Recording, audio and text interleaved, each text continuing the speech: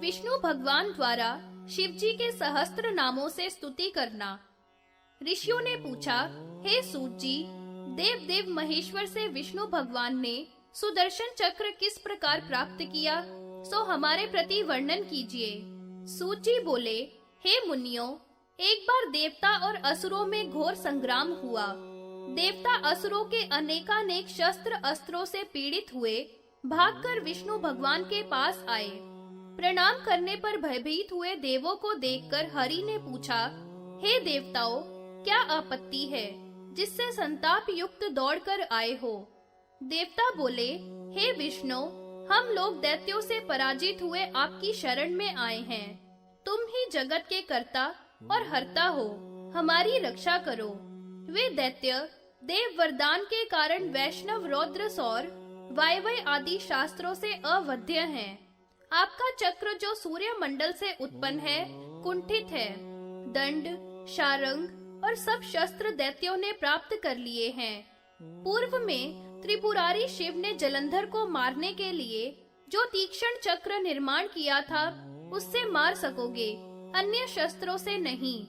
विष्णु बोले, हे देवो, त्रिपुरारी ने जो चक्र जलंधर के वध के लिए बनाया है, उसी से सब दैत्यों को बंधु बांधवों सहित मारकर तुम्हारे संताप को दूर कर दूंगा।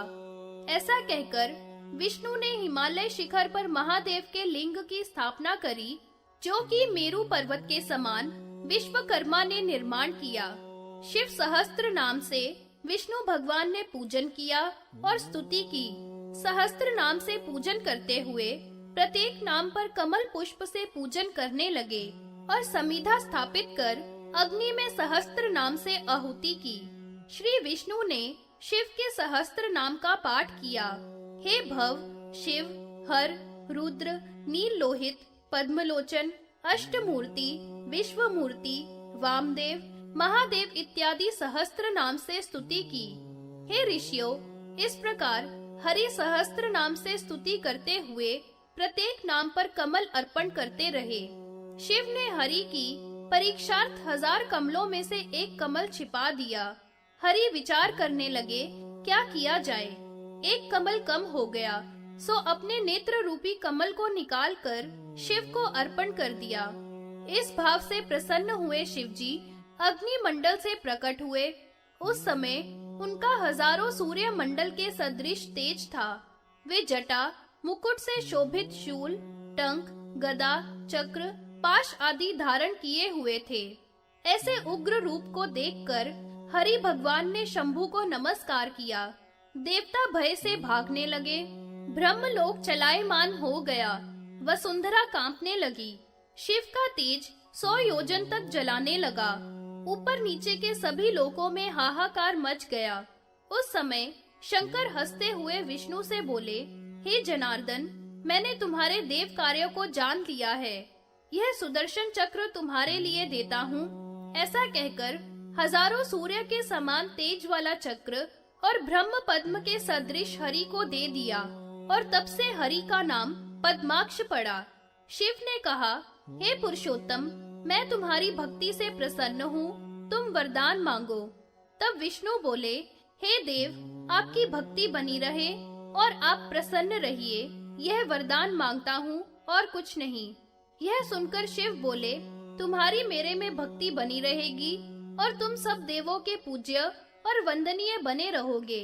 जब दक्ष की पुत्री सती पिता के अपमान से भस्म होगी और फिर दिव्य रूप से हिमाचल की पुत्री उमा होगी, उस समय तुम ही अवतार लेकर ब्रह्मा की आज्ञा से उमा को मेरे लिए प्रदान करोगे। तब मेरे संबंधी तुम लोकों में पूज्य होगे। ऐसा कहकर नील लोहित भगवान अंतर ध्यान हो गए। जनार्दन भगवान ने सब युक्तियों से ब्रह्मा के समीप यह कि मेरे द्वारा पठित जो यह स्तोत्र है, इसको जो पढ़े या सुने, उसके प्रति नाम पर स्वर्ण दान का फल मिलेगा और 1000 अश्वमेघ यज्ञ का फल प्राप्त होगा। जो इस सहस्त्र नाम द्वारा घृत अथवा जल से शंकर भगवान को स्नान कराएगा, उसे भी सहस्त्र यज्ञ का फल प्राप्त होगा और रुद्र का प्यारा होगा। तब ब्रह्मा जी भी हरि भगवान से तथास्तु कह अपने लोक को चले गए। सूत जी कहते हैं कि हे द्विजो, जो इस सहस्त्र नाम से शिव की पूजा करेगा या इसका जप करेगा वह परम गति को प्राप्त होगा। देवताओं के द्वारा शंकर भगवान की स्तुति। ऋषियों ने कहा, हे सूत जी, गजानन गणेश की उत्पत्ति कैसे हुई और उनका प्रभाव कैसा है, सो हमसे कहिए। सूत जी कहने लगे, जिस अवसर पर इंद्र, उपेंद्र आदि देवगण दैत्यों के धर्म कर्म विध्वंस करने लगे और दैत्य, असुर, दानव क्रूर कर्म करने वाले तमोगण, रजोगण स्वभाव वाले वे सभी भूमि पर अपने को निर्विघ्न की इच्छा वाले होकर यज्ञ, दान, तप से महेश्वर को, ब्रह्मा को, हरि को प्रसन्न करने लगे और उनसे वरदान प्राप्त करके हमारी सदा विजय हो यह चाहने लगे। उस समय दैत्यों के विघ्न के लिए और देवताओं के अविघ्न के लिए, नारियों को पुत्र प्राप्ति के लिए, नरों को कर्म सिद्धि के लिए शंकर भगवान ने गणेश जी की रचना की। ऐसा देखकर देवता परस्पर शिव की स्तुति करने लगे। देवता बोले, हे सबके आत्म स्वरूप, हे अनघ, आपको नमस्कार है। हे विरंच रूप, देव कार्य सिद्ध करने वाले प्रभु, आपको नमस्कार है। हे काल रूप, अग्नि रूप, रुद्र रूप, आपको नमस्कार है। हे कालकंठ, अंबिका के पति, स्वर्ण के रूप वाले, हे शूलधारी, हे कपाल, दंड, पाश, खंग, ढाल, अंकुश धारण करने वाले, 5 मुख वाले, सर्पों का हार पहनने वाले, पंचाक्षर स्वरूप आपको नमस्कार है।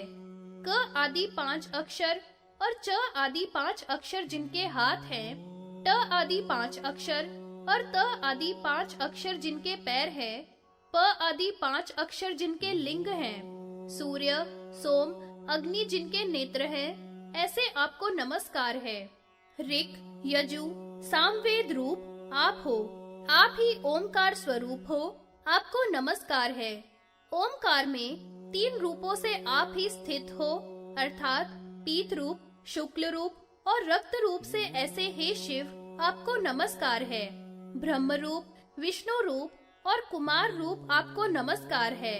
आप सूक्ष्म स्थूल रूप से स्थित हो, सर्व संकल्पों से रहित हो, आदि, मध्य, अंत से हीन हो, ऐसे आपको नमस्कार है।